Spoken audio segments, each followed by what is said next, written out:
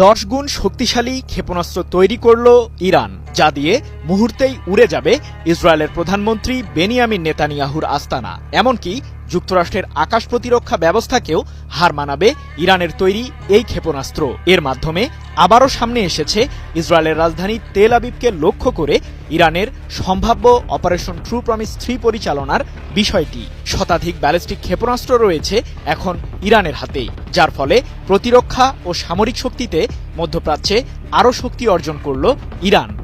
বছরের শুরুতেই তিনটি ভূগর্ভস্থ ক্ষেপণাস্ত্র শহর উন্মোচন করে ইরান। এগুলো দেখেই ভয়ে নাস্তানাবুদ অবস্থা নেতানিয়াহুর, কারণ মিসাইল সিটিগুলোতে সাজিয়ে রাখা আছে নতুন প্রজন্মের ড্রোন আর আধুনিক ক্ষেপণাস্ত্র। এসব ক্ষেপণাস্ত্র শহরের দূরত্ব তেল আবিব থেকে খুব একটা বেশি নয়। এবার আরও একটি ক্ষেপণাস্ত্র শহর উন্মোচনের দাবি করেছে ইরানের ইসলামিক বিপ্লবী গার্ড কর্পস IRGCর অ্যারোস্পেস ডিভিশন।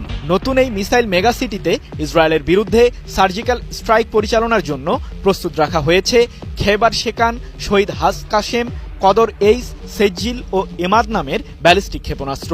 যুক্তরাষ্ট্রের থার্ড ক্ষেপণাস্ত্র ব্যবস্থাকে চ্যালেঞ্জ ছুড়ে দিয়েছে ইরানের তৈরি খাইবার শেকান 1 ক্ষেপণাস্ত্রটি। মার্কিনীদের ওই ক্ষেপণাস্ত্রকে সহজেই পরাজিত করতে পারবে শেকান 1 মিসাইল। এছাড়াও খাইবার শেকান 2 নামে যে আরেকটি ইরানের তৈরি ক্ষেপণাস্ত্র রয়েছে মিসাইল মেগাসিটিতে, সেটিকে শনাক্তই করতে পারবে না যুক্তরাষ্ট্রের আকাশ প্রতিরক্ষা ব্যবস্থাগুলো। 2020 সালে ইরাকের রাজধানী বাগদাদে মার্কিন বিমান হামলায় নিহত হন ইরানের IRGCর কমান্ডার জেনারেল কাসেম সোলাইমানি। তাকে স্মরণ করে শহীদ হাস কাশেম নামে একটি ক্ষেপণাস্ত্র তৈরি করেছে ইরান। মাঝারি পাল্লার এই ক্ষেপণাস্ত্রটি দিয়ে 1700 কিলোমিটারের মধ্যে থাকা ইসরায়েলের যে কোনো আস্তানা উড়িয়ে দিতে পারবে তেহরান। এ প্রসঙ্গে জেনারেল বাঘেরি বলেন, ইরানের তৈরি নতুন এই ক্ষেপণাস্ত্রগুলি আগের চেয়ে আরও শক্তিশালী।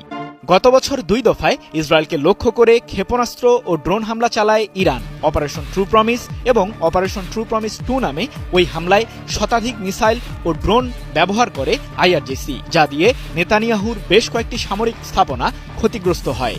আমির আলী হাজিজাদে বলেন, অপারেশন ট্রু প্রমিস 2 এর তুলনায় সামরিক সক্ষমতায় আরও 10 গুণ বেশি শক্তিশালী আমাদের ক্ষেপণাস্ত্রগুলো। অর্থাৎ 10 গুণ শক্তি ব্যবহার করে শত্রুদের পরাজিত করার সক্ষমতা আছে ইরানের। সাম্প্রতিক সময়ে নিজেদের বিজ্ঞানীদের সহায়তায় বেশ কিছু নতুন প্রজন্মের ড্রোন ও ক্ষেপণাস্ত্র যোগ হয়েছে ইরানের সামরিক বহরে।